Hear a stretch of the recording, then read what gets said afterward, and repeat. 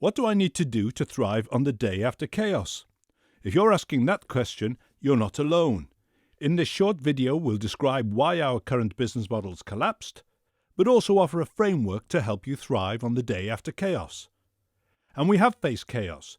Marks & Spencer's, the leading UK retailer, has admitted that this crisis has created a very different way of working and rapid learning for the business at all levels. The company, like many, has vowed never to be the same again. Crises bring change, but they bring opportunities too, and many organizations want to use this crisis to strengthen their business. No one wants to suffer this way again.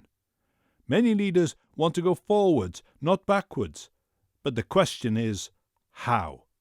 In times of change, leaders find ideas whose time has truly come. One of those is the Cynefin framework, a simple yet powerful decision support tool. It has helped businesses, the military, and even SWAT teams on city streets act decisively when facing uncertainty.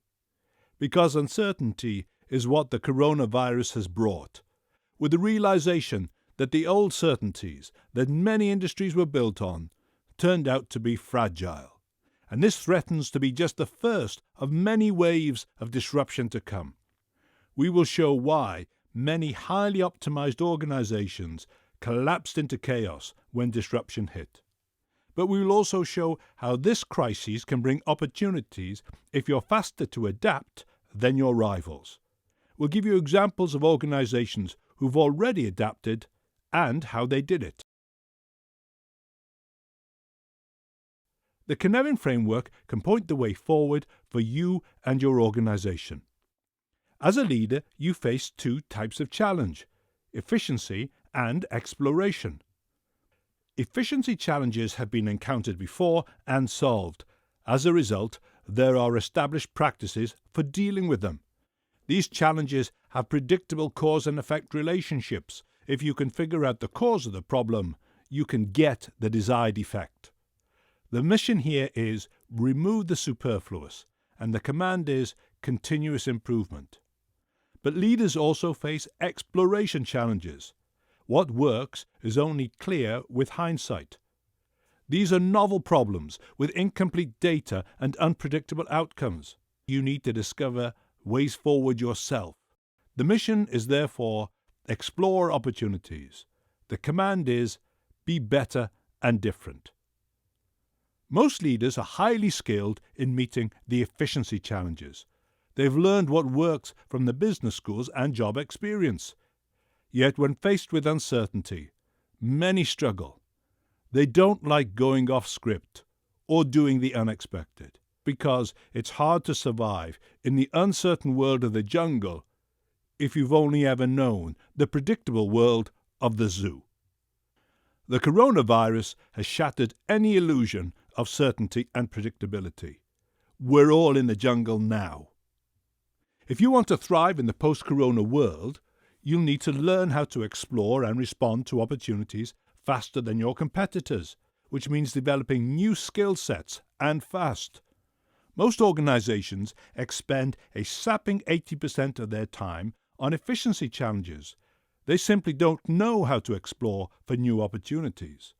So if you do adapt, you'll have a big advantage. Let's examine how to clear your slate of efficiency challenges more quickly and effectively, so you'll have more time and energy to explore, discover, and exploit the new opportunities.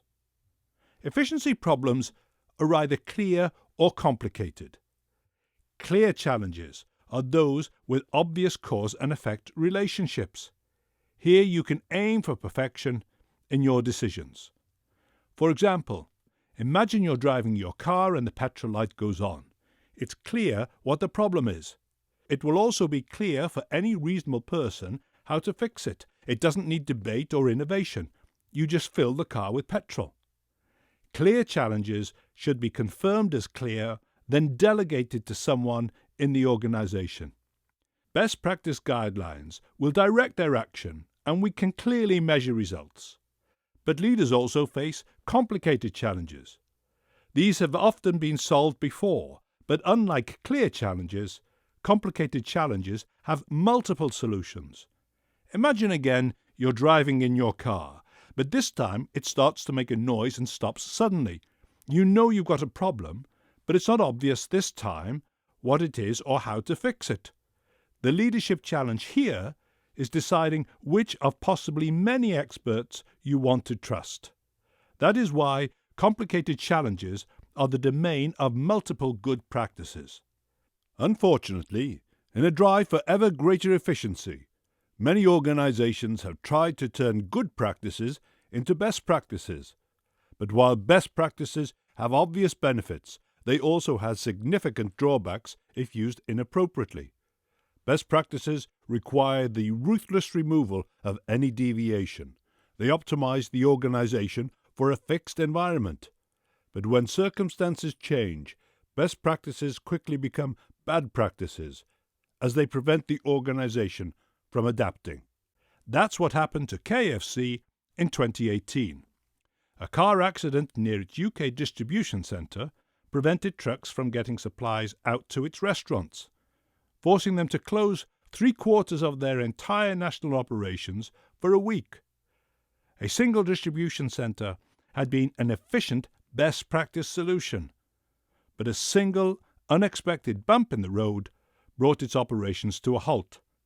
The shutdown was both a PR embarrassment to the company and caused a significant hit to its bottom line. If we look at the Cynefin framework in 3 dimensions, we can see the danger of focusing too much on clear challenge best practices. Strict processes and ways of working optimize the organization for the current world, but when that current world changes, our optimized organization strains to breaking point and collapses into chaos. And as we found to our cost, chaos is not where any of us want to be. Things seemingly happen at random, and the organization faces threats to its very existence. As a leader, your only focus in chaos is getting everyone out of danger as quickly as possible. Fortunately, chaos is a temporary state. A hurricane may be destructive, but it does pass. The question then becomes, what do you do on the day after chaos? Those who were successful before the coronavirus hit will try to return to the old ways of doing things, and there will be no shortage of experts offering to help. But how wise is it to go backwards and shore up something that was so fragile in the first place? The alternative is to move forward into the complex world. Here, there are new needs, new opportunities, and new sources of values to be discovered. For example, at the height of the crisis, organizations were successfully meeting new emerging needs, mass-producing domestic ventilators with 3D printing, designing and producing hygienic door handles, switching production from alcohol to hand sanitizers, and even turning face masks into fashion accessories. There will be a revolution in customer needs, a customer revolution. And here's the irony. Unlike most revolutions, this revolution will reduce risk and improve business if you react appropriately. The coronavirus will change behaviors. If you're close to your customer, you'll spot them.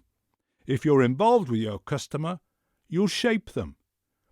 This is what could happen. Service firms will have to assure customers of safety, which means an explosion in remote selling and work. This means more people working from home, which means new demands for home office design and equipment, but also childcare services. Retailers will have to install self-service systems and redesign customer flow, which means investments in last-mile fulfillment centres and autonomous deliveries by drones. E-commerce will accelerate, which means high streets will die or become vibrant centres for those who can reimagine and utilise cheaper real estate better. And these will all lead to new opportunities for manufacturers who will need to build the new infrastructure of the post-corona economy. But manufacturers will also need to meet more stringent employee health requirements, which means reconfiguring factory lines, remote monitoring, and deep cleaning. And all organizations are going to have to get used to a stop, start rhythm to business as future lockdowns loom. No one will be able to survive on just-in-time efficiency alone. Simply put, you're going to have to embrace the new realities, or better still, shape them to your benefit. Are you ready to explore the opportunities to thrive in the post-corona world? Do you want to de-risk your future by being part of the customer revolution? If yes, it's important that you're not confused about where you are today. So why don't you get some data before making a decision? Use our free You Are Here workbook to get input from your colleagues and to make sense as to where you are now. You can use this tool to set your direction and start becoming better explorers in this new post-corona world. Click on this link and you'll soon start discovering how you can thrive on the day after chaos.